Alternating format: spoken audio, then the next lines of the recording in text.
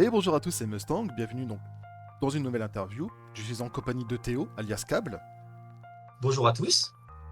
Alors pour ceux qui me découvriraient avec cette vidéo, donc moi je suis principalement un arbitre, j'ai fait beaucoup d'événements dans les Lorcanas, tous à part le premier à l'Octogone. Et donc aujourd'hui, on passe à l'interview de Théo qui va nous se présenter le deck qu'il a joué, et puis il va pouvoir un peu nous expliquer comment gagner, parce que Théo a gagné récemment plusieurs événements. Vas-y Théo, je t'en prie, on veut tout Alors savoir moi sur toi. c'est alors moi c'est Théo. De base, je me suis intéressé à l'Orcana. Je suis un fan de TCG, pas de manière compétitive. J'ai énormément joué à de jeux de cartes durant toute ma jeunesse, hein. Pokémon quand j'étais à l'école. J'ai découvert Magic et Yu-Gi-Oh arrivé au collège. Alors beaucoup entre amis. En fait, l'arrivée de l'Orcana, ça a été surtout en mode cool. On peut découvrir un TCG depuis le premier set, depuis le début, et pas se dire qu'on a 20 ans à rattraper. Ce qui permet du coup de se lancer en disant bah tiens, je peux avoir toutes les cartes, je peux monter un peu tous les decks. Et de fil en aiguille, à force de jouer, je me suis intéressé du coup en mode et si on faisait des vrais tournois, un peu de compétition. Le premier que j'ai réalisé, ça a été Angers au début du set 2, où je termine, je crois, à la 28e place sur 200 joueurs. Et derrière arrive du coup le set 3. Et là, on enchaîne. Il y a eu énormément de gros tournois pendant le set 3 avec Vernon, Aulnay, Palaiso. J'ai fait quelques tournois Pixelborn aussi. Et maintenant, en ce moment, en fait, on peut faire aussi les tournois pour gagner le Stitch Rockstar Enchanté, qui sont aussi des tournois avec un très très bon niveau dans certains endroits. Mes performances récentes, ça a été que j'ai réussi quand même à faire 23e à Vernon. Je gagne derrière le tournoi de Palaiso en finissant premier, en battant du coup Clément alias Raclem en finale. Et très récemment, la semaine dernière, je gagne aussi du coup un tournoi Pixelborn, le Mulligan Challenge 3, qui était composé de très gros joueurs français. Et durant le week-end dernier, je remporte aussi en ex aequo un tournoi Stitch 32 joueurs, où on s'est mis d'accord sur qui voulait quel tapis. On n'a pas vraiment joué la finale parce que ça faisait 10 heures qu'on était en train de jouer. Hmm. Moi, je suis connu principalement parce que je suis un joueur de Griver, qui est pour moi mon archétype préféré. Je jouais déjà Griver même pendant le chapitre 1, qui était beau, qui était plus différent, c'était vachement plus contrôle. On essayait même de meuler son adversaire avec des rêves bleus et des recommences. À l'arrivée du chapitre 2, avec la surdomination du violet-rouge, c'était plus compliqué, qu'il a fallu s'adapter. Là, on est arrivé sur une decklist extrêmement défausse, à base de Bucky, Foodborn et de euh, Lucifer et des Babidibou pour vider les mains instantanément, pour éviter qu'ils puissent ancrer, pour ne jamais prendre le fameux Soyez prête. Et là, on arrive du coup au chapitre 3 où le deck il est plus polarisé. On se retrouve à avoir des packages qui font un peu tout grâce à la Ursula 1.3 pour enlever la chanson dans le bon timing, la Ursula légendaire qui permet de chanter 2 fois, ce qui permet tous les blasts comme les Parus dans l'hiver, les Raging Fire ou les Sunlight Shield de gérer à la fois le board et la main adverse pour justement qu'il n'ait plus rien et nous faire notre lore avec nos grosses bébêtes. J'aime bien jouer les trucs un peu à des gros tons. Robin des Bois, Lapette, Clochette et Cendrillon comme finisheuse qui est une plaie à détruire. Ok, bah ta decklist, on va l'analyser, la décortiquer un petit peu juste après. Pour revenir un petit peu sur ton parcours, donc toi, même si ça fait longtemps que tu joues à TTCG, t'as toujours joué de manière un peu casual en fait. C'est-à-dire que Exactement. alors qu'Anna, tu t'es dit, je vais faire des tournois. C'est ça. J'avais fait un petit peu au début de Hearthstone sur ordinateur. Regarder un petit peu la scène compétitive, mais Hearthstone est sorti il y a 10 ans, et moi n'ayant que 26 ans, d'ailleurs j'avais 16 ans à l'époque, même si j'ai déjà conscience, il y avait un monde d'écart parce que l'aspect financier n'était pas présent. Je pouvais pas investir dans tous les sets pour avoir les cartes. Au Hmm. début du jeu, c'était assez relativement faisable, parce qu'il y avait encore très peu de classes, très peu de decks très viables, donc ça permettait de pouvoir quand même faire quelques petits trucs.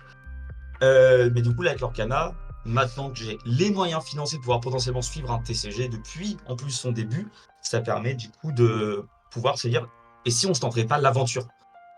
Hmm. Alors du coup, peut-être pour ceux qui n'osent pas se lancer dans les tournois, qui appréhendent un petit peu cet univers, parce que c'est vrai qu'il y en a certains qui pensent que c'est un univers un peu de requin, hein, que c'est un peu sans pitié, ils vont pas forcément s'amuser, qu'ils vont... Tu sais, ça va être un peu ce côté tryhard, hein, on est là pour jouer et pas forcément rigoler, on est très sérieux.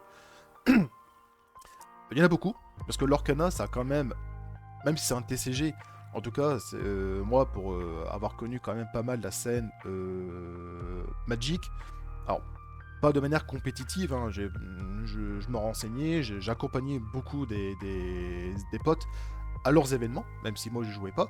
Et puis après, bah, il y a forcément eu toute la scène Dragon Ball où j'étais beaucoup plus actif, notamment en tant qu'arbitre. Il y a beaucoup de joueurs qui osent pas franchir le pas. Et l'Orcana, ça a quand même une sacrée communauté de nouveaux joueurs en fait. Il y a des familles, des pères, des enfants. Ça a quand même explosé. Et il y a beaucoup de joueurs qui connaissaient pas du tout les TCG qui ont pu commencer avec l'Orcana. Alors, pour ces joueurs-là, pour ces gens-là, est-ce que tu as quelque chose? Est-ce que toi tu peux avoir ton retour sur quand tu t'es lancé dans des tournois physiques, tes premiers tournois physiques, donc avec l'Orcana? Bah, des tournois physiques, j'en avais fait, même en tant que DCG, fait Ah oui. quelques-uns. Bon, en boutique locale. Des 12 joueurs en train de Ouais. jouer Mais t'avais pas fait en des rangées. commandeur voilà, des commandeurs à Magic à 20 joueurs dans une boutique locale. Oui, j'en ai fait. Par contre, la première chose que j'ai vue en jouant à l'Orcana, c'est que même arrivé du coup, cette 2, c'est que bah, dans les boutiques, le nombre de nouveaux joueurs qui n'avaient jamais fait de TCG, qui sont investis dans l'Orcana, il y en a énormément. Ah, même certains qui à la base ne voulaient que collectionner, qui se sont laissés entraîner sur le fait en fait que le jeu est cool, qui sont restés et qui maintenant jouent. Voilà, j'ai des personnes qui sont à ma boutique, qui au début étaient venues faire les premiers zappés en mode ah cool, on va tester le jeu, on va collectionner derrière parce qu'on est des fans de Disney, et se sont pris au jeu de venir après au petit tournoi de ligue avec des petits decks. Puis maintenant, eh ben, on les a retrouvés au tournoi de Stitch avec des decks Jafar entiers. C'est l'explosion, elle est absolument totale. Et du coup, des joueurs comme ça qui viennent pas Mm. forcément du monde du TCG, il y en a beaucoup. Aussi énormément de gens féminines qui sont intéressés au jeu, alors qu'on sait que pertinemment que déjà le base de TCG est un monde extrêmement masculin. Là, par exemple, j'ai fait un 32 joueurs pour un Stitch. Et bah, sur les 32 joueurs, nous avions 7 filles C'est vrai et que 2 enfants. c'est vrai Donc, qu'actuellement, je n'ai jamais participé à un événement, encore une fois en tant qu'arbitre, hein, mais je n'ai jamais participé à un événement où il n'y avait pas un minimum de femmes. Et c'est vrai que dans les autres TCG, bah, notamment Dragon Ball, j'ai dû en voir 2, 3 maximum. Et encore dans les deux trois souvent il y avait une arbitre. Mais c'est vrai que l'Orcana, ça a quand même. Il y a beaucoup de femmes. Et ce qui est, bah, comme tu dis, hein, c'est un monde qui est quand même majoritairement masculin. Et ça fait, en tout cas, ça fait vraiment plaisir de voir des femmes. Et notamment, c'est Miss Lorcana, je crois, qui à chaque fois frôle le top. il y en a pas mal, hein. Par exemple, dans l'équipe Blossom, on a aussi Clara, hein, qui a un très très gros niveau et qui, souvent, par chez elle, fait pas mal de top, hein. Je sais que moi, voilà, Mm. pas loin de Angers, par exemple, bah, j'habite pas loin d'Angers. Donc à Angers, l'autre jour, nous avons eu pendant le Geekfest un tournoi de 32 joueurs et c'est Natacha, une joueuse d'Angers, qui gagne le tournoi, par exemple.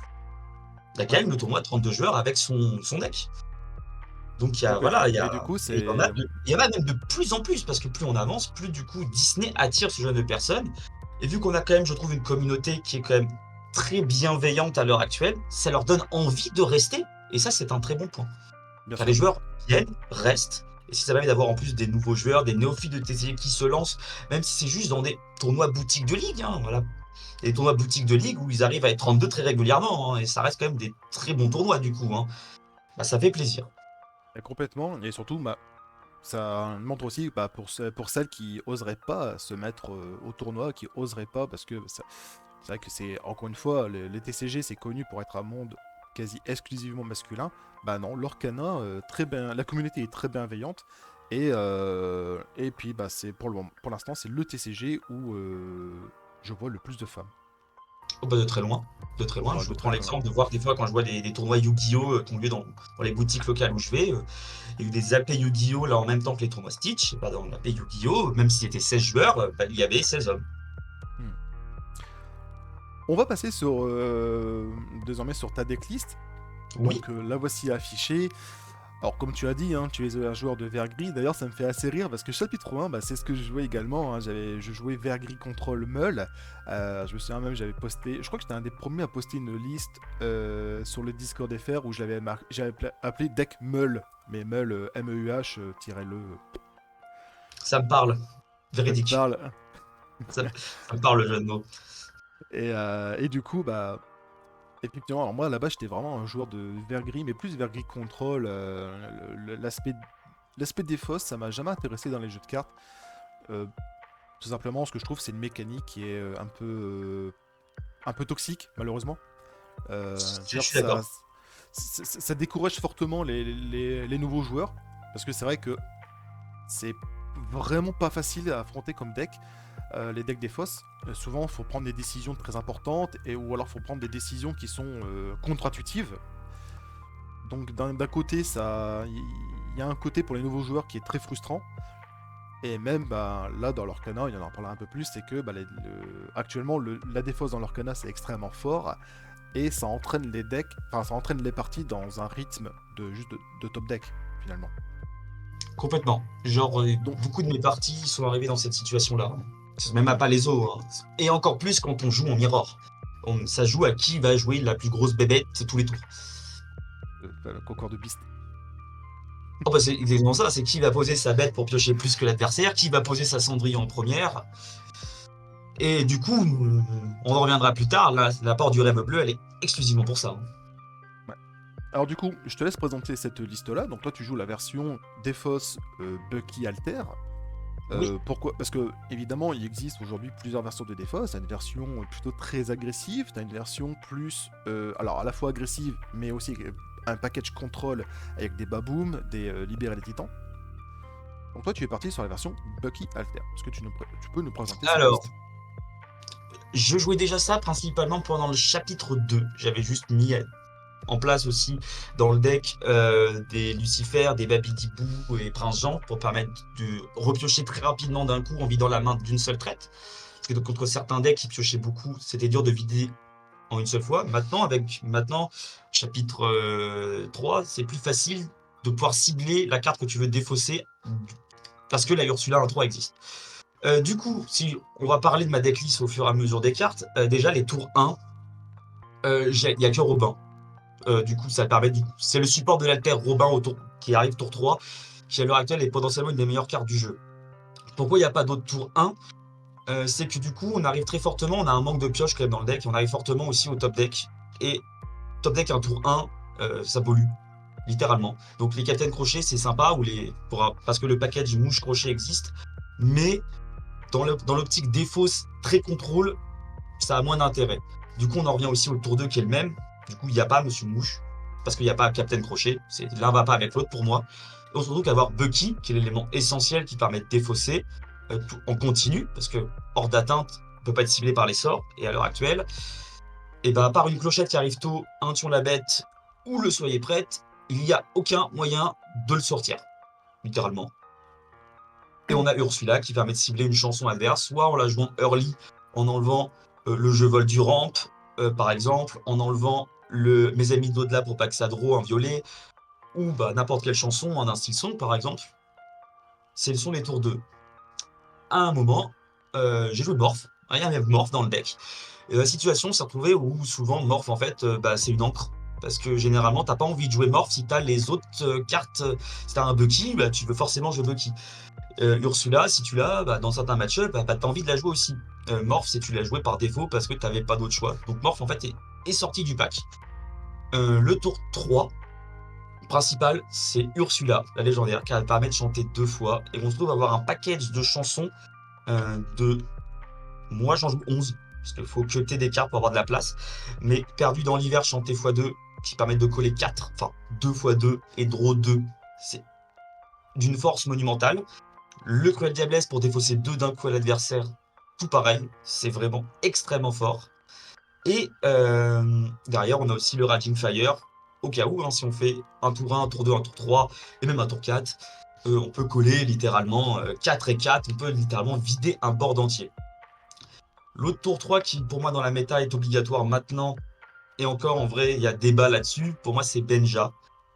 Parce qu'il y a beaucoup d'objets qui sont très chiants.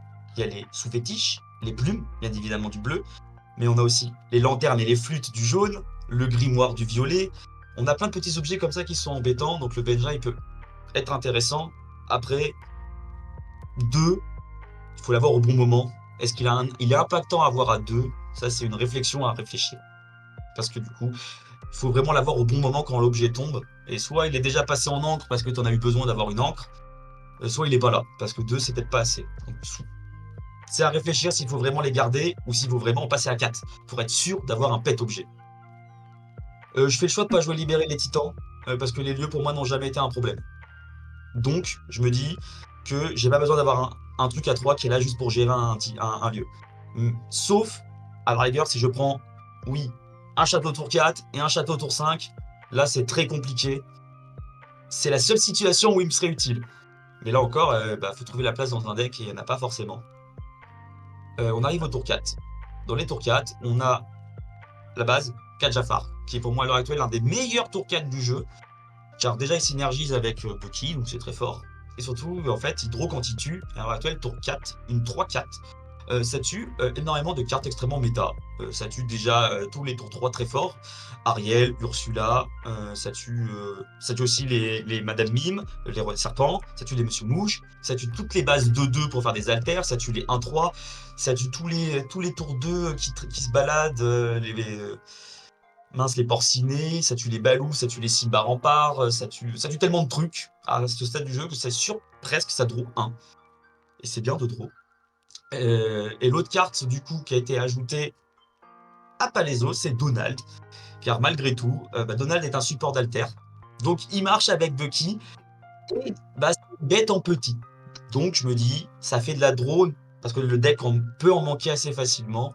Son point faible, c'est de faire piocher l'adversaire à 99%. Et si tu n'as pas l'autre défaut, ce qui va derrière, en fait, c'est lui donner des cartes tous les tours. Et tu peux le relancer. Je crois qu'il est potentiellement en x2 et potentiellement enlevable dans le futur du deck.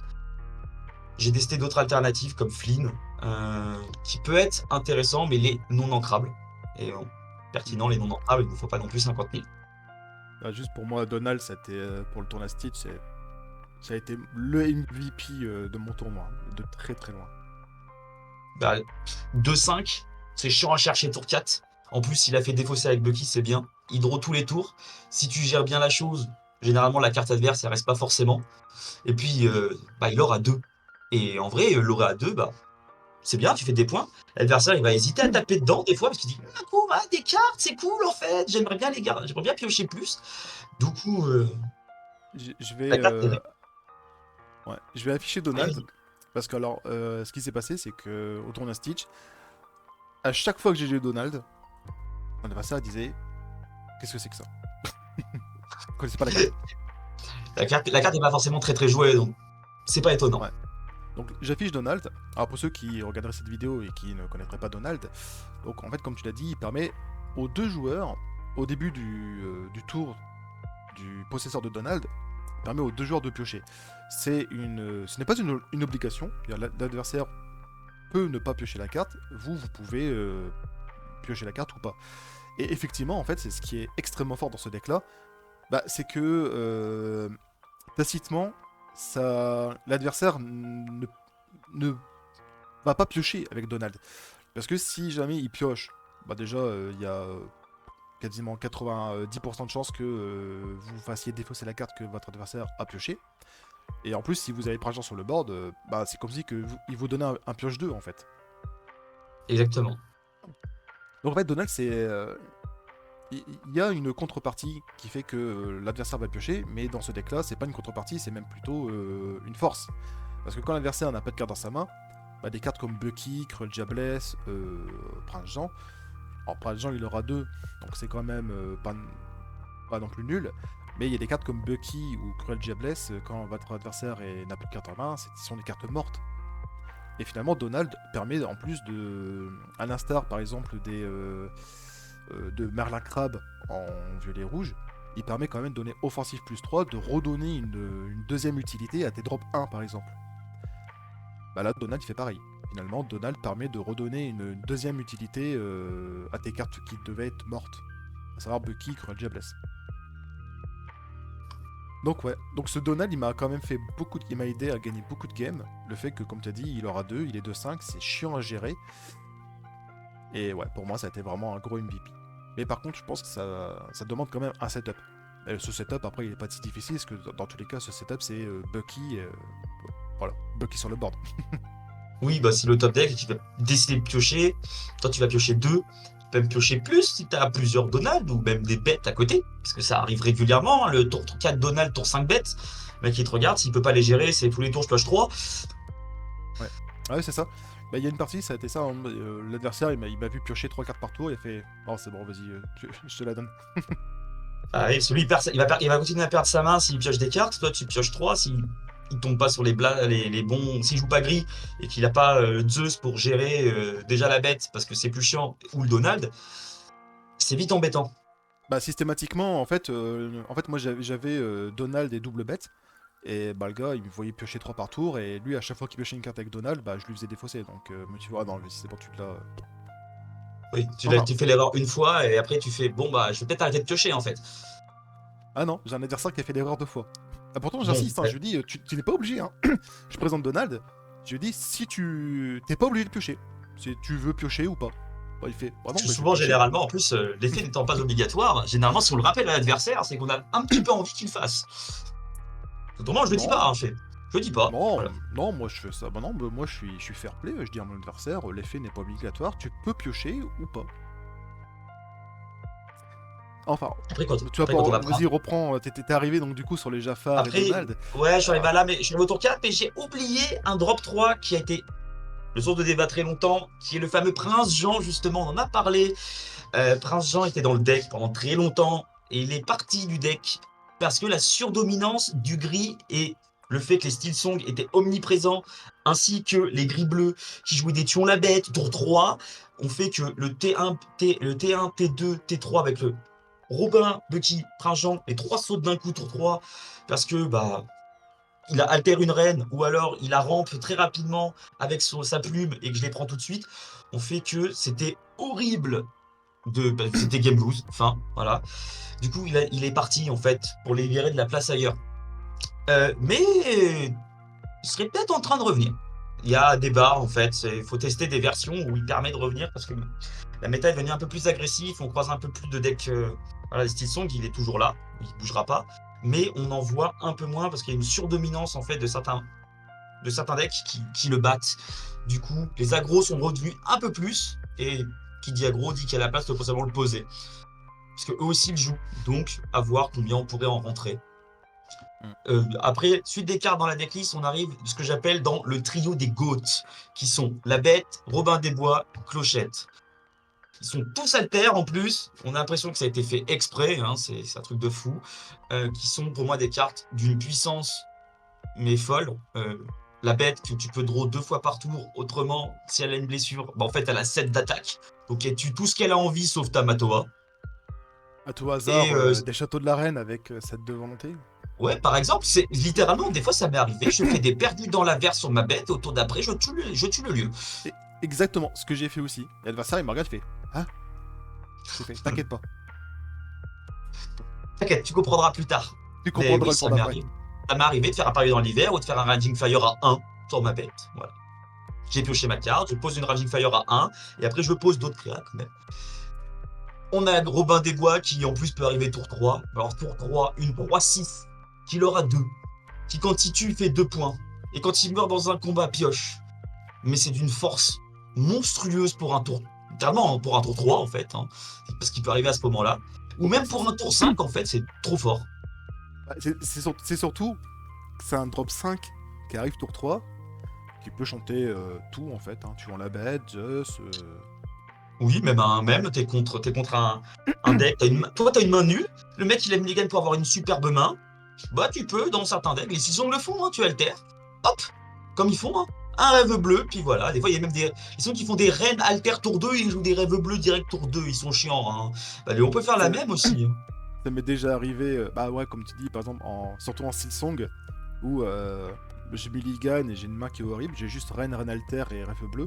Mon adversaire, il me dit bon bah je full keep. Je fais ah, t'as une bonne main. Je fais bah écoute, on va en changer de main. Bah oui, et puis c'est incroyable parce que des fois, en fait, suivant le hasard, bah, généralement Stilsong, il a toujours cette faculté à avoir des mains qui sont plutôt correctes, avec quelques blasts, des petits tours 2 que tu poses, évidemment t'as forcément alter, du coup tu peux rechanter tes trucs, et puis machin, et puis tu pioches. Bah des fois il y a des situations où bah tu fais ça à un rouge violet, il regarde sa main, puis en fait bah il a un renard, mais il a 3 Cusco, un Pinocchio, puis de la merde en fait, et puis il se fait avoir tout seul parce que bah, sa belle main elle est partie. Ouais. Bon, on parlera un petit peu après du Rep Bleu, parce que je sais que tu as des choses à dire dessus. Ouais, la On carte, a elle terminé la est... présentation du deck. Donc là, maintenant, Ensuite, on a le Robin. pack. Ouais, Robin, c'est un peu illégal hein, pour un Alter 3. Enfin, Pour moi, proposition c'est la d'Alter meilleure carte du 3, set 3, je pense. c'est c'est vraiment incroyable, quoi. Quelle carte. Pour moi, la carte, elle est pas prête de sortir du jeu. En tout cas, je pense. Surtout qu'en plus, plus on va avancer dans le jeu, plus il y aura potentiellement d'autres Robins. Donc, s'il y a un autre Robin tour 2 qui est meilleur, bah, peut-être que un jour le Robin tour 1 sautera parce qu'on aura un Robin tour 2 qui permet de faire des choses plus folles. On On a a déjà déjà un un Robin Robin, tour 2. on a déjà un Robin tour 2 qui est vraiment très intéressant en plus. Son problème, c'est qu'il est non ancrable en fait. Ouais. Autrement, il serait vraiment très envisageable. Hein, parce que c'est-à-dire que tu pourrais décider de faire soit des petits pings à 1, soit de l'alter. On peut faire des petites choses avec. Après, dans la deck, on a on parlera de la bête verte après. Ouais, Parce que ça, on va en elle a parler, un ouais. effet, ça c'est une petite carte que j'aime beaucoup. Si on continue dans les grises, les goats, parce que c'est un truc de fou, c'est que toutes les grosses cartes grises intéressantes, elles sont toutes alter, elles sont toutes footboard, elles sont toutes fortes. On a fait Clochette, qu'on présente plus, parce que depuis le 7-1, elle est omniprésente absolument partout. Quand Oui, elle ça arrive, déconne. elle met un point de dégâts à tout le monde, donc ça rase des boards, puis en plus tu tapes, tu mets deux à un autre truc, donc généralement tu les tues deux par deux. Euh, Là, il n'y a pas de support d'alter pour elle dans ce deck. À une période, il y avait Morph. Morph permettait de l'alter aussi tour 4. Il y avait aussi sa petite fée Clochette, bien évidemment, la tour 3, qui est en plus une 2-4. Donc celle-là restait vivante. Généralement, ça prenait pas un blast qui l'a tué. Donc c'était très facile d'alter tour 4 et en fait une Clochette géante. Qui littéralement rasait des boards et embêtait vraiment beaucoup de monde. Hein. Pour suivre la decklist, la suite de mon decklist, après il y a Cendrillon, parce que Cendrillon, déjà ça s'est avec Bucky. Puis en plus, c'est une des cartes les plus dures à tuer du jeu à l'heure actuelle. Une 5-5 résistance 2, qui leur a 3. Puis plus, il y a plein de chansons dans le deck, donc tu peux tuer les trucs redressés. Accessoirement Big Ben, voilà, qui est un de tes pires ennemis. C'est pour ça qu'elle est là. Ça fait un peu le travail. Et Bah, ça, après, du coup, je suis un peu moins d'accord là-dessus, parce que malheureusement, bah, tu rampes pas. Il n'y a pas de. Il a pas de morph. Tu fais que ta Cendrillon, quand tu as la PV elle va 7 mettre du pour temps la à la tuer jouer, ce Big Ben. Hein. bah ouais, parce que souvent l'adversaire il aura déjà au moins deux Big Ben. Donc là, Ouais, oui, mais ça reste un moyen de le gérer parce qu'il part jamais à l'aventure. Entre autres. La possibilité existe. Mais après, autrement, ça leur a 3. Donc c'est une de tes grosses. C'est pas une de tes win conditions. Hein. Tu poses une Cendrillon, tour 7, t'en poses une autre, tour 8. Si le mec il joue bas rouge, généralement, au bleu pour les enlever, voilà, hop, dans ton encre, généralement, elle peut faire très vite game en fait. bah, parce qu'il y a beaucoup de decks qui n'ont pas de réponse à Cendrillon. Hein. Le Steel Song, Steel Song a beaucoup de mal à le gérer. Gris ah, vert il hein, a. en miroir, faut que ça, faut que ça passe en mode j'empale tout mon board dedans, plus je fais un Zeus pour Ouais. essayer de coller Ah non, 3. Et... y a beaucoup de decks n'ont pas forcément de bonnes réponses à Cendrillon, ou alors ça leur coûte cher. Hein. Exactement. Ensuite, après, on a le pack des chansons. On en a évoqué tout à l'heure avec Ursula, on a le pack des chansons à 3, voire moins. Cruel Diablesse pour défausser, parce que c'est toujours bien. Le mec chante avec Ursula, s'enlève 2. C'est beaucoup, 2, surtout en début de game. Ah bah, Autrement, t'enlèves une carte par-ci par-là. Si en plus tu joues une version avec un prince Jean, c'est t'enlèves 1, tu draws 1. C'est un 2 pour 1, c'est très bien. Perdu dans l'hiver, déjà sur celui-là ça colle du coup 2 x 2 et ça draw 2. Autrement, ça chante aussi avec le Benjack, t'as drop, ça chante avec n'importe quel truc. Ou même ça se joue en fait hein, pour 3. C'est ton tour, t'es en miroir.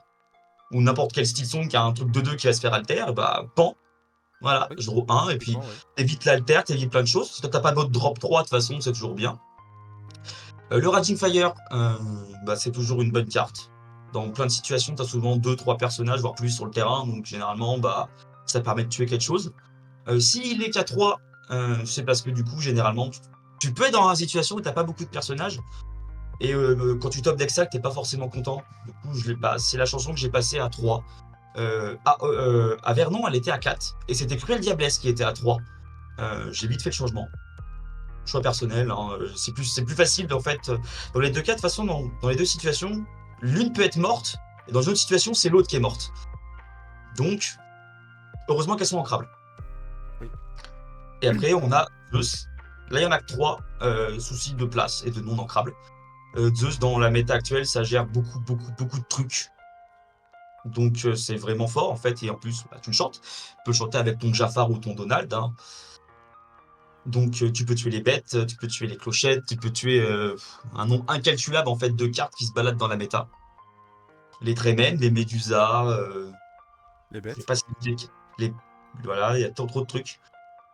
Tuons la bête, il y en a que deux, on pourrait passer à trois.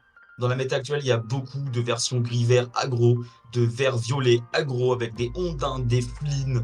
Euh, il y a énormément de trucs qui ont 2 points de vie. Donc ça serait même pas déconnant en fait de se dire de passer à 3 tuons la bête. Dans cette decklist là en tout cas. Le rêve bleu, on en reviendra à la fin. Ouais. On va passer juste vite fait sur la bête verte. La bête verte, c'est une carte tech qu'on n'est pas forcément obligé de jouer. Moi, je la joue parce qu'elle fait beaucoup de bêtises toute seule. Euh, Soit c'est un aimant, ça va prendre tous son blast et tout, bah c'est pas grave, ça va mourir peut-être même à la place de ta clochette ou d'autres choses. Soit elle va rester là et elle va faire quelques petits points. Des fois, elle en fait 4, 6 dans un tour, c'est déjà beaucoup, parce que tu auras pu taper avec une petite Ursula 1-3 ou n'importe quoi, ou tu auras pu faire un petit blast. Autrement, c'est elle qui les chante. Parce que du coup, ça chante, ça envoie n'importe quel spell qui fait un dégât, PSD tape. Ça m'est déjà arrivé. Ça m'est arrivé, je crois, en quart de finale à Palaiso, de faire je l'engage, je chante perdu dans l'hiver, je mets 2 là, je me détape, je draw 1. Je chante un Zeus, je tue ça, je me détape. Je chante un Tuon la bête, je rase tout, je me détape. Je fais 2 points. Et puis, je me détape parce que je joue autre chose, ou je vais taper à un endroit. Et c'est complètement débile. Et puis même à la fin, tu peux faire ah bah tiens, je chante un rêve bleu, je redraw 7, hop, puis je recommence. Ah tiens, je te mets 2 là avec ça, je la détape, et puis elle est sauvée, et puis on recommence, on refait des bêtises avec. Exactement. Et la bête, c'est ouais, elle rentre bien dans ce rôle-là en disant plan B. Voilà. C'est ça. Puis, et même des fois, autrement, bah, Ça convertit tes petits personnages à 1, à 2, voilà, qu'il aura un, bah tu les convertis en lore 2 du coup. c'est ça. Autrement, bah, dans le pire des cas, si elle est là en début de game, bah, c'est une encre, parce que bah, la carte est ancrable. Et c'est bien d'avoir de l'encre, en fait. Hmm. On va parler, alors, du coup, de la dernière carte. Alors, je vais pouvoir cacher la decklist. Ah, le rêve bleu. Alors, t'as des choses à dire sur cette carte-là. Alors, la carte en elle-même, si je la joue même dans un gris-vert, alors qu'à la base, le gris-vert, c'est un aspect de défausse, c'est que ça permet de revenir dans des situations très compliquées où t'as soit pas de main et l'adversaire il commence à faire des bêtises. On est contre un rouge-violet qui pose un lapin, qui remonte son lapin, qui pose un lapin, qui pose une maléfique. Il se retrouve à une situation où ah mince, il est passé du top deck à 5 cartes. Bah en vrai la situation c'est bah ouais moi aussi je peux piocher plein de cartes. Bah je vais jouer un rêve bleu parce que bah voilà, tu vas faire défausser 5 en plus, t'es content. Surtout s'il y avait des bonnes cartes dedans et recommencer en fait une game presque à zéro. Pareil contre un bleu-rouge qui fait bah, qui pose son Flavor Sham, qui détruit 2, puis tu peux pas le gérer, du coup il refait 2 au prochain tour, donc tu vas le laisser piocher, et puis au bout d'un moment tu vas le claquer, ton rêve bleu. Tu peux aussi décider de Ah partir ouais? dans un plan de jeu, et si je meule l'adversaire, ça fait quoi? Non, parce que malgré que t'en aies 3, le plan de jeu, s'il tombe au bon moment et que l'adversaire il fait passe sa vie à piocher, ou qu'il joue aussi beaucoup de rêves bleus, le plan de jeu peut intervenir dans le coin de ta tête. Ça m'est déjà arrivé et ça a failli arriver en plus en finale à Palaiso. Hmm. Bah ouais, c'est après tout l'adversaire, tu lui montres, tu fais bah, pourquoi tu fais autant d'efforts pour piocher? Regarde, tu chantes gratos, regarde, tu vois. Moi je fais pareil mais avec une seule carte. Et ça m'a rien coûté. Et, euh, et surtout que le plan de jeu Meul, il est pas si Je vais mettre de déconnant la dans ce deck-là. lumière. Je, Parce je que, reviens 2 secondes parce qu'on ne me voit plus. oui, effectivement, Au ouais, tu retour. es tout sombre. On est pour 30 secondes. Ouais, donc, re à tous, hein, donc Théo vient de. Il penchait de plus en plus vers le côté obscur, là il vient de revenir vers la lumière. Voilà, on devient un maître Jedi un petit peu. Alors ce rêve bleu, effectivement, ça permet, comme tu as dit, hein, c'est la situation, enfin, c'est la carte du comeback absurde. Le plan de Jumble, quand même, il peut se. On peut y penser dans ce deck-là, parce que grâce à l'Ursula légendaire, pour rappel, les cartes que vous chantez une deuxième fois, vous les remettez sous le deck, donc vous remettez des cartes dans votre deck. Typiquement, ouais, c'est vrai que vous vous épuisez un peu moins vite que les autres decks. Puis il y a des decks qui ont tendance à surpiocher. Les violets rouges, les bleus rouges en premier, ou même les gris bleus.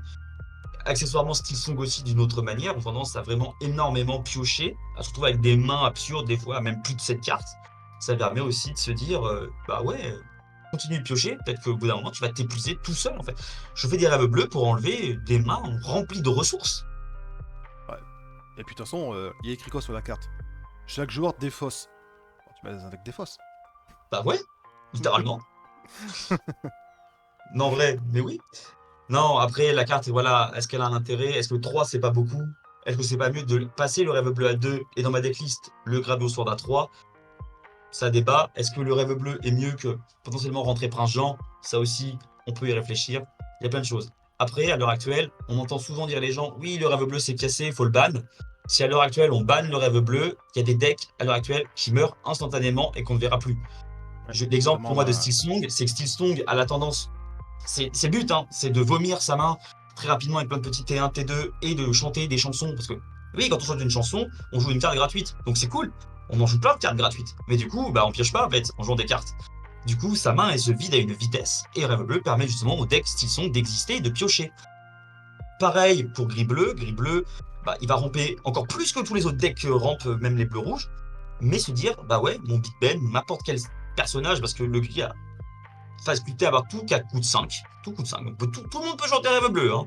Et du coup, bah, je me refais une main et on recommence, on rampe, on fait une game, machin. Si je pense qu'on enlève le Rêve Bleu, je pense que ces deux decks-là potentiellement disparaissent. Les decks full Jafar qui jouent un all-in Jafar Rêve Bleu aussi disparaîtront. On peut, mais on peut continuer à jouer Jafar en mode contrôle avec Jafar en soutien.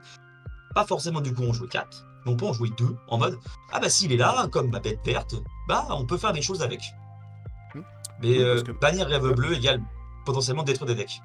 Parce qu'en violet, par exemple, bon, bah t'as ton Jafar, et puis bah d'un coup, tu peux dire, bah je vais chanter mes amis de là, ça fait plus 2, je vais activer, si tu joues des lampes, je vais repiocher 2, c'est ça, je crois, ça fait encore plus 2.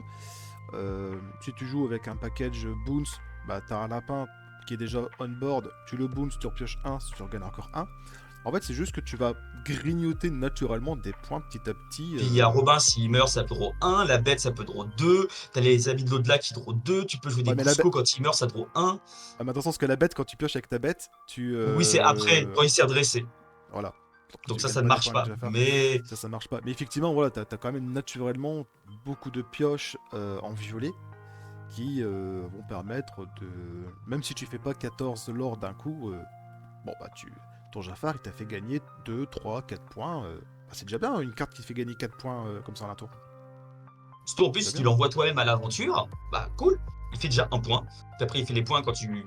Voilà, on prend l'exemple, hein, l'exemple de la carte qui faisait des points, qui peut faire des points pareils, qui n'est absolument pas joué. Bah c'est la légendaire Grand-mère Tala, qui fait un point, je sais pas que t'ancres un truc.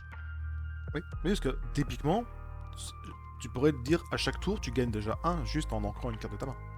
Puis le bleu a la faculté avec plume, je vole, bleu de lumière, etc. à faire plusieurs encres par tour. Bah, la carte, elle a potentiellement un intérêt, peut-être pas maintenant dans le jeu, mais dans le futur, on sait jamais. On peut build autour. Il y a des cartes qui, dans d'autres TCG, seraient cassées. Ici, pour l'instant, je pense qu'il n'y a pas assez de cartes pour tourner autour. Les exemples Bah, comme le Grand Papi. Mais de là, oui, à l'heure bah, actuelle, je pense que c'est trop prémédité de la ban maintenant, car on tuerait des decks. ah, la méta elle serait atroce. Hein. Bah, la Parce que méta, c'est Silsong, Silsong, ou même Bulgari, hein, ils ont quand même ce côté un peu garde-fou.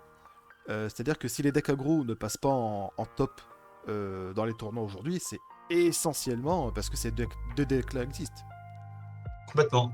Gris-vert, dans une moindre mesure, qui possède quand même un bon nombre de removal, enfin de sorts qui font des dégâts, et qui lui permettent de tenir. Autrement, oui, s'il n'y avait pas cette faculté à pouvoir Alors, jouer des Tion la bête ou des spells en chantant dès le tour 2, bah c'est compliqué. eh ben justement, on va faire une excellente transition. Parce qu'il y a aussi Violet-Gris, tu parlais de Jafar, que ça pouvait exister quand même sans cette carte-là. Et notamment bah, le Violet-Gris contrôle, plutôt très contrôle, qui bah, existe et qui lui aussi, hein, il a cette tendance à complètement détruire les decks aggro. Complètement. Donc on va présenter... Hop, c'est pas ça. Ça, c'était une Ursula. Ça, c'était une Ursula, ouais. On va présenter cette liste-là. Alors, c'est une liste qui est assez particulière parce que bon, si vous connaissez un petit peu le violet-gris et notamment avec la présentation qu'a fait Théo de sa, on va dire des power play en gris, hein, qui sont les bêtes, les robins, les fées Clochette, clochettes. Clochette, Cendrillon et compagnie. Cendrillon pour ceux qui veulent le jouer, mais après t'as surtout Tuons la bête. Si vous avez joué depuis le 7.1, bah Tuons la bête, c'est juste la carte qui interdit aggro d'exister. Notamment, bah là on a une liste violet-gris, low cost. Parce que bah forcément la decklist, alors au début de chapitre 3 ça aurait coûté peut-être 15 euros, 20 euros à monter, aujourd'hui un peu plus cher parce que bon bah les Madame Mibronard ça coûte quand même si c'est une rare ça coûte un peu cher. Et les lapins surtout. Qu'est-ce qu'on en pense de cette liste? Alors déjà, alors toi tu la connais cette liste là parce que c'est ce que tu as affronté au Mulligan Challenge justement.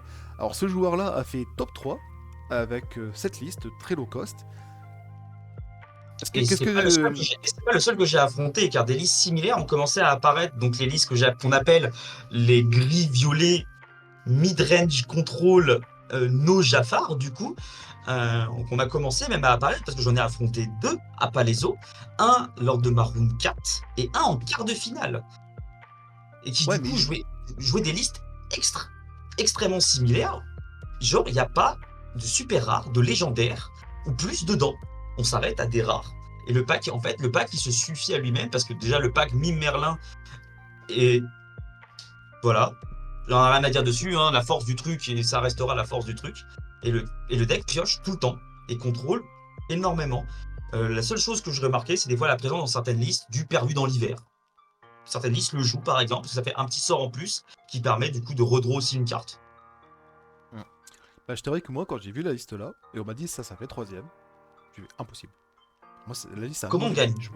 Je vois pas comment tu En fait, c'est gagnes. comment on fait les points. En fait, moi, la question, c'est, en fait, parce que du coup, pour l'avoir affronté, que ça soit en plus 2 joueurs à Palaiso, plus le joueur qui jouait cette decklist-là, que j'ai affronté 2 fois au Mulligan Challenge numéro 3. Je l'ai affronté lors de la dernière round, la round 5, et je l'ai affronté du coup en top 4. Les 2 games ont été sensiblement assez similaires. Il m'en prend une parce qu'on fait 1-1 en round. C'était un tournoi BO2. On fait 1-1 en round parce que je brique à moitié et lui, avec son lapin, il pioche vraiment, vraiment beaucoup. Et la game 2, c'est littéralement un no match. J'ai posé littéralement ma Ursula légendaire. Puis elle a fait je chante perdu dans l'hiver, ça meurt, ça meurt. Je pioche 2. Il n'a pas pu la gérer, il n'a plus de board. Tour d'après, je vais chanter Raging Fire, ça meurt, ça meurt. Et tous les tours, en fait, tu l'empêches de reboot.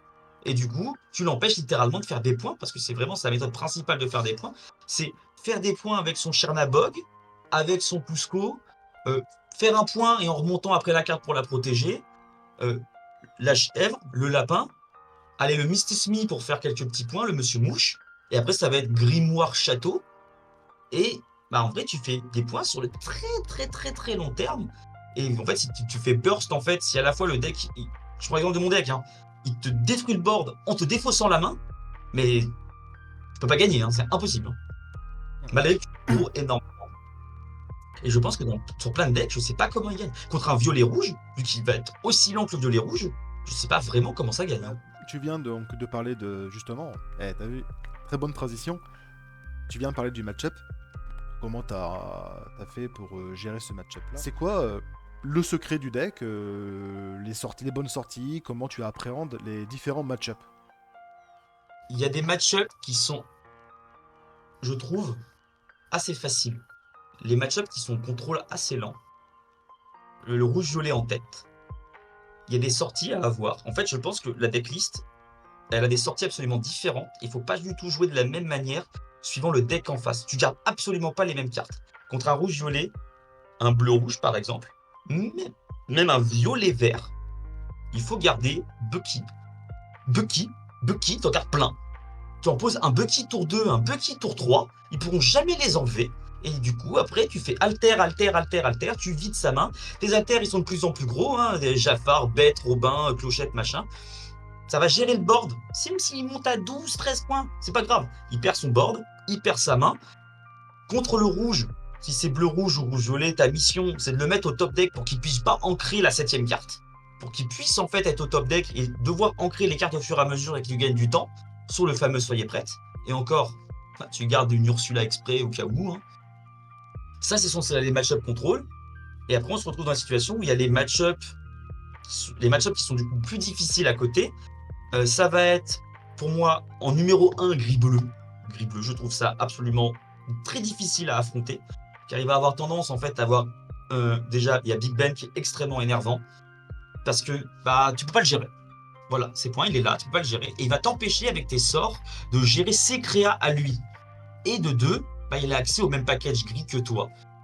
Et il pioche presque plus, parce que Flavorsham glace, parce que lui joue vraiment le rêve bleu en train de chanter, donc il pioche vraiment plus que toi, et du coup c'est très dur de le mettre au top deck. Par contre, quand il arrive, généralement, il a beaucoup de mal à s'en remettre. L'autre match-up qui est difficile, je trouve, c'est Steelsong, surtout s'il commence. S'il commence, c'est c'est presque impossible, hein, parce qu'il va faire, s'il pose en plus Cendrillon tour 1, mission numéro 1, c'est Robin, en fait, je l'ancre, disparu. Parce que j'ai pas envie qu'il joue dans l'hiver gratuit et pour piocher une carte gratos. Littéralement, ça serait ça. Derrière, après, faut espérer. Alors, juste, j'interviens sur justement ce play-là, que oui, si votre adversaire mine Cendrillon, si vous jouez un Robin, ouais, potentiellement, comme tu l'as dit tout à l'heure, Steelsong, ça a un potentiel de brique énorme. Et là, le fait que vous lui donnez une cible pour dire que il va chanter gratos perdu dans l'hiver, ça va peut-être lui faire piocher une ancrable qui va le débloquer en fait. Mais oui, c'est ça. Et c'est ça, c'est lui laisser le perdu dans l'hiver en ne posant rien qui puisse cibler. En vrai, c'est pas mal. C'est pour ça que Steelsong, en vrai, c'est du kit ou double. Steelsong, j'aime bien garder potentiellement un Bucky. J'en pose un, comme ça. On teste, on tente. S'il a joué Reine, bon, Reine Alter, tout on la bête, c'est possible. Des fois, ils font même sur un Bucky tout seul parce qu'ils ont peur. Mais en vrai, poser un Bucky, s'il peut pas Alter, il peut pas tuer un tour la bête, c'est potentiellement intéressant. Et après, ça va être la mission de poser des grosses cartes et essayer de tenir. Car en fait, Steelsong, il a beaucoup de removal. Et il faut espérer que Zeus ne tombe pas dans le timing où tu poses tes bêtes. Parce que ça, c'est une fâcheuse tendance à trouver toujours la bonne carte. Grâce à Ariel, qui peut aller chercher potentiellement la carte qu'il faut, c'est très fort. L'autre match-up que je trouve très difficile, c'est le miroir. Étonnamment, moi, j'y arrive pas. Voilà, moi, le miroir, c'est ma hantise absolue. Tu parles du miroir Bucky ou Gris-Vert en général, avec les versions aggro, les contrôles Alors, la version aggro que j'appelle la fameuse Ondin Flynn Frère Tuck, personnellement, je sais pas comment je perds. Enfin, littéralement. Parce que du coup, ils vont poser leurs bêtes, ils vont commencer à faire leurs points. Et au pire, en fait, ils gèrent pas ton board. Donc au bout d'un moment, en fait, si ton Robin, tu l'as mis, tu peux faire Alter Robin, tu fais Alter Robin sur la bête, ou tu fais Ursula légendaire qui chante perdu dans l'hiver. Sauf si il t'a fait lui-même sa Ursula et il t'a défaussé sa main avec une cruelle diablesse, puis un hypnotisé, puis tout au bon timing, ok. Mais autrement, généralement, les versions aggro, vu que tu joues clochette, puis plein de blast, un Tion la bête, etc., généralement, ça pose pas de problème. C'est pour ça que le test, en fait, de plutôt 3 Tion la bête pour 2 rêves bleus est vraiment intéressant parce qu'on voit de plus en plus de ces aggros-là. Mais du coup, moi, le match-up qui me terrifie le plus, en fait, c'est le miroir. Parce que du coup, j'ai l'impression, en fait, à chaque fois que ça se joue à qui, littéralement, celui-là qui commence pas. C'est même plus avantageux de pas commencer dans ce match-up. Et c'était véridique à mon tour. J'ai le DOS, enfin, il a le DOS, la game où il commence, littéralement, je me fais littéralement péter les fesses, littéralement, voilà. J'ai une carte en mon, je commence, ouais, lui a une carte, il pioche une carte, donc il a une carte en plus.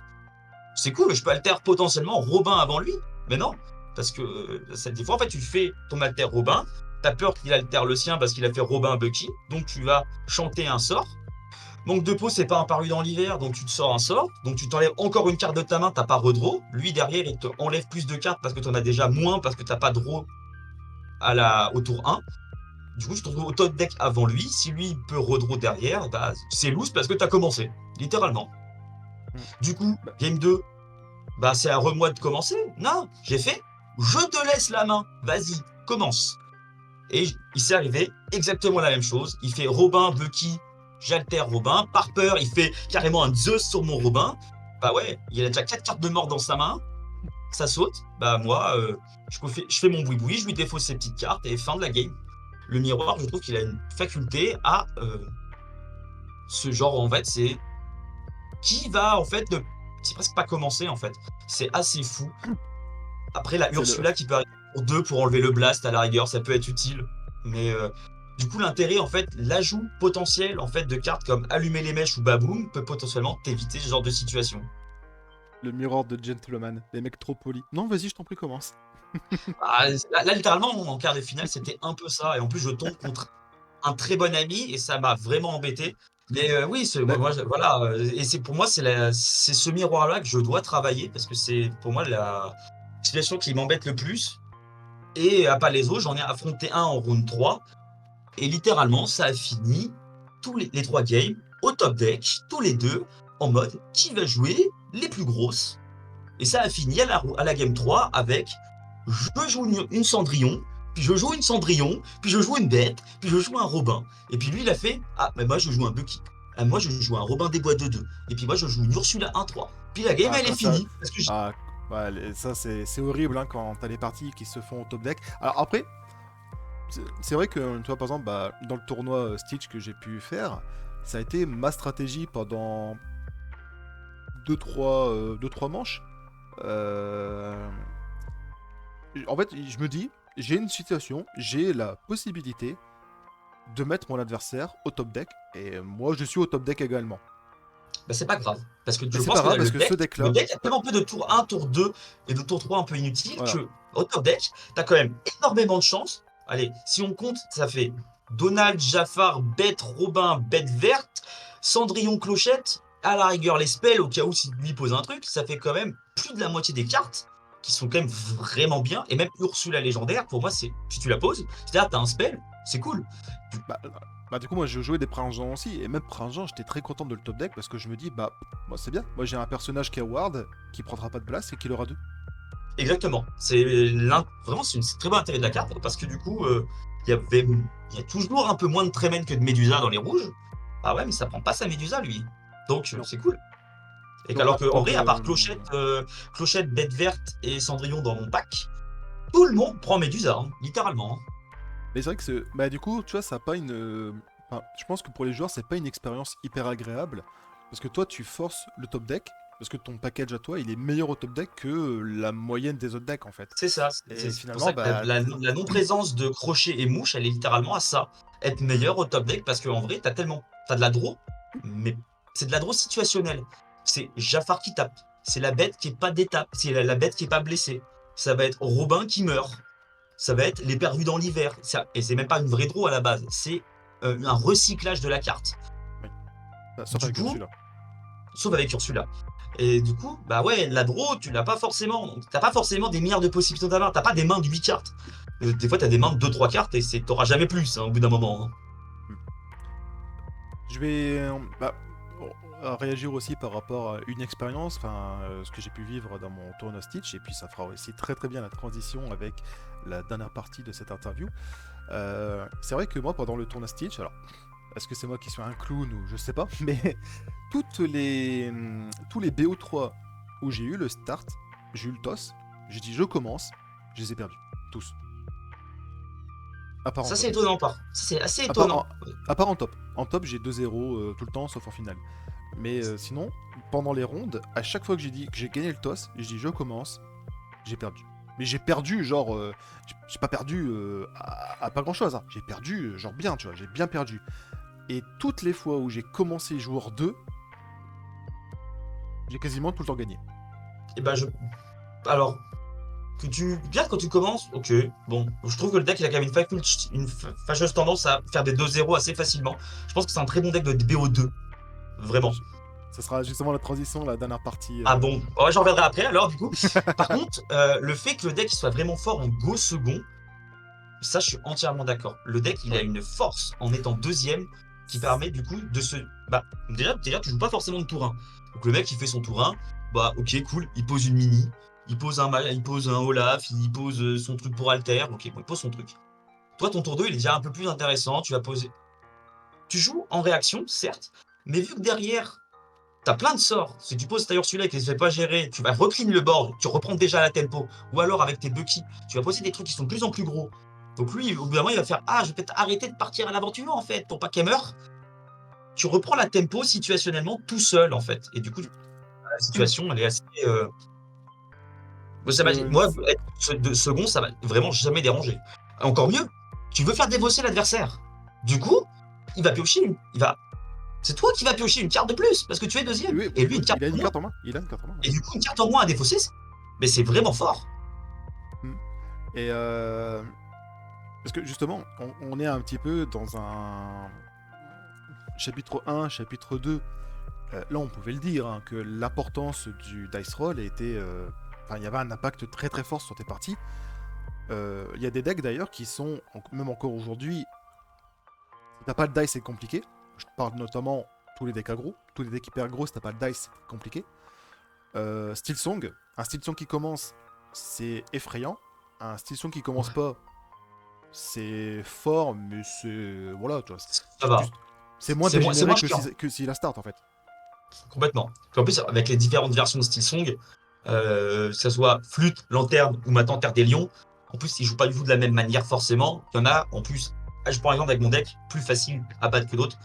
Les lanternes étant pour moi, je trouve, les plus difficiles, car ils ont tendance à poser des bêtes plus grosses rapidement, alors que les versions flûte, je les trouve vraiment plus simples, car ils perdent des fois de la tempo et des tours à poser des Hmm. flûtes. Et toi, du coup, tu peux en profiter pour gérer son board. Notamment, bah, c'est pour ça que moi j'avais choisi ce deck là, donc quasiment la même liste que toi, par contre moi j'ai mis des Printemps à la place des rêves bleus. Euh, Classique. et surtout que bah, j'avais pas 4 Robins, 4 bêtes, j'ai mis les Robins qui leur a 4, qui m'ont fait gagner 2 manches. C'est vraiment cette carte spécifiquement qui me fait gagner. Si ça avait été une autre bête ou un autre Robin, je pense que je gagnais pas. Et mais c'est surtout je pense, la capacité de ce deck-là à gagner en joueur 2 qui est délirante. Complètement. Genre, vraiment, c'est très rare que j'ai perdu en tant que joueur de. Et encore plus contre les decks qu'on croise le plus, parce que le deck que je croise le plus tout le temps, hein, c'est le même qu'au chapitre 2, c'est le fameux violet-rouge contrôle. Et en vrai, tu lui donnes une carte de moins, le fait que tu fasses Bucky tour 2, des fois, il regarde et il se dit, mince, l'apocalypse arrive. Ah bah oui, bah ça, moi j'ai affronté un peu les rouges, je l'ai fait Bucky tour. Enfin, moi j'avais fait Bucky. Alors lui, il a pris la sortie Bucky T2, Prince Jean T3, Bucky T4. Tu sens là. J'ai remis un deuxième Prince Jean T5. Et alors T6, il s'est dit, bon, je vais perdre 2 cartes au prochain tour. Je me dis, bah, c'est pas grave, ma main elle est pleine. Bah non, parce qu'au prochain tour, il a pris Jafar. Et j'ai à terre Jafar sur Jafar dans le même tour. C'est magnifique. Magnifique, et là il a fait Ah, ah Il a ouais, perdu 4 cartes, t'en as pioché 8. j'en ai pioché 8, et dans les 8 que j'ai pioché des Krull Diablesse. T'as plus combien de cartes en main? 2. Oh bah ça me bug, hop, de Bucky Bucky, ils vont chanter Krull Diablesse. C'est absolument horrible. Dit comme ça, c'est absolument horrible, hein. Mais même juste la sortie contre Violet Rouge qui est Bucky T2, Bucky T3.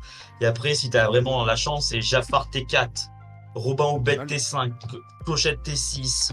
Puis après, en fait, tu fais un peu de bande tous les tours, c'est -2, -2, -2. Même s'il est là avec ses amis de l'au-delà ou son lapin, au bout d'un moment, en fait, il va pas réussir à tenir, il va pas pouvoir ancrer. Et au bout d'un moment, en fait, il va être au top deck.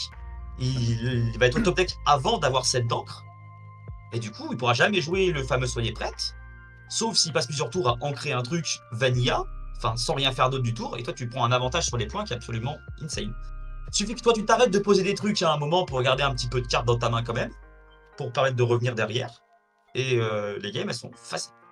Je dirais Hmm. pas faciles, mais c'est pour moi un des match-ups les plus simples. Sauf si ils jouent des versions à l'heure actuelle où il y a plus de lieux, parce que certains ont décidé de remettre Jeep et de remettre les RLS. Du coup là, rejouer Libérer les Titans aurait peut-être un sens. Bah, après, si tu fais pas la sortie Bucky Bucky, match-up est quand même beaucoup plus compliqué. Parce que eux, avec leur Oui, draw, lapin, boons, mine de rien, si tu fais pas Bucky Bucky, il y a quand même un monde plus que certain que t'arrives pas. Ta défausse n'arrive pas à suivre leur pioche en fait.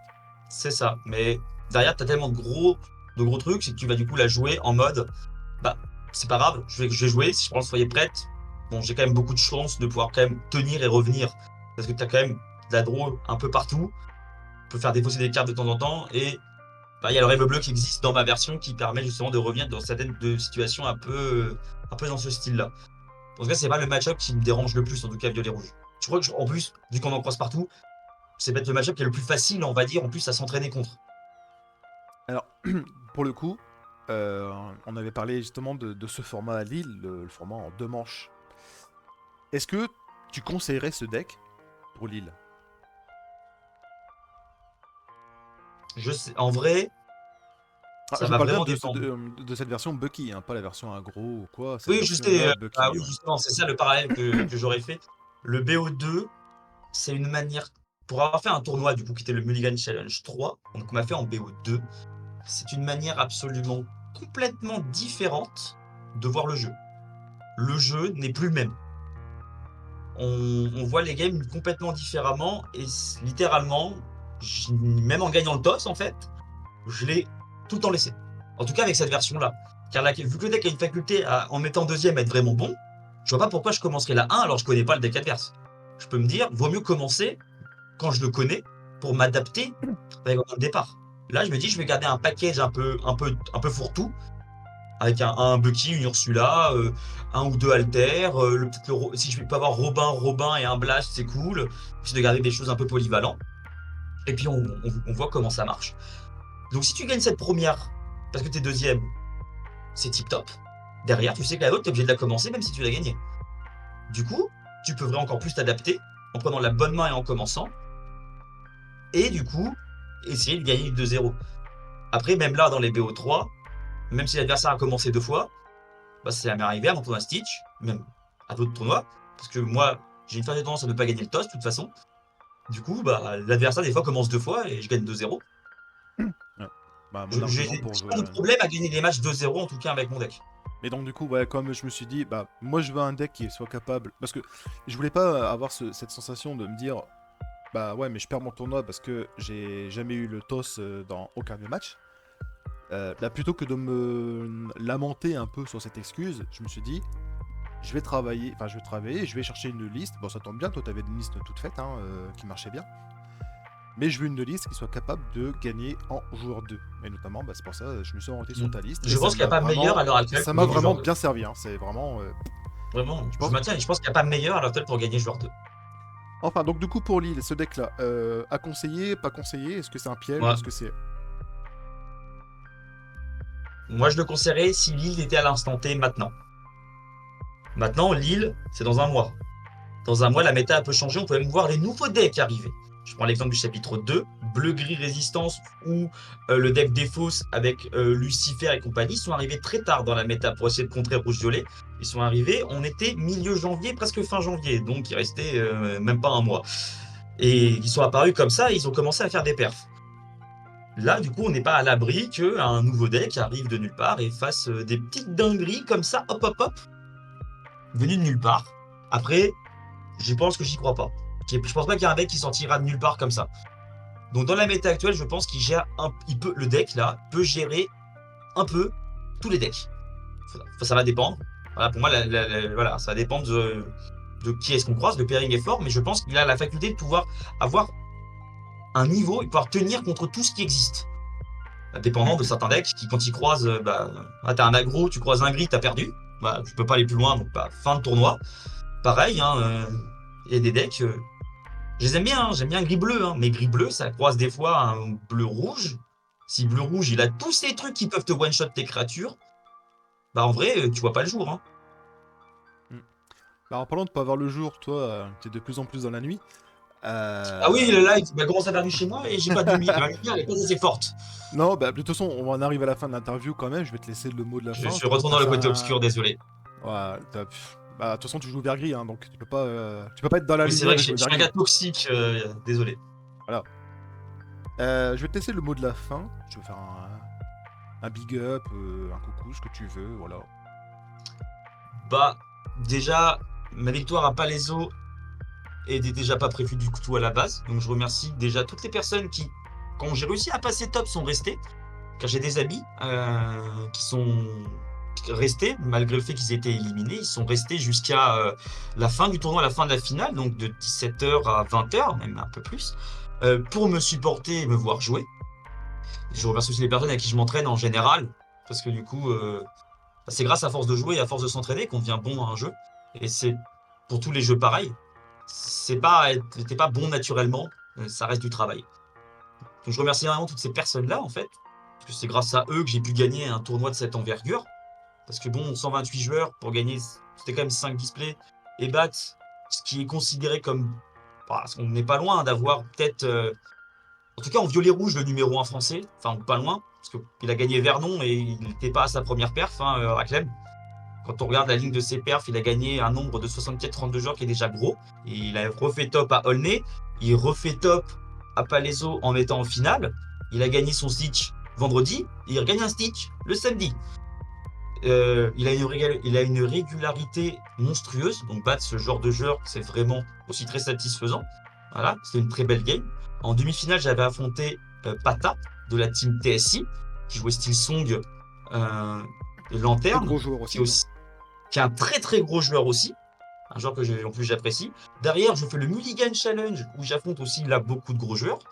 J'affronte Gandalf, j'affronte Magma, j'affronte Neo aussi de la TSI en finale. Donc voilà, c'est pas du petit monde.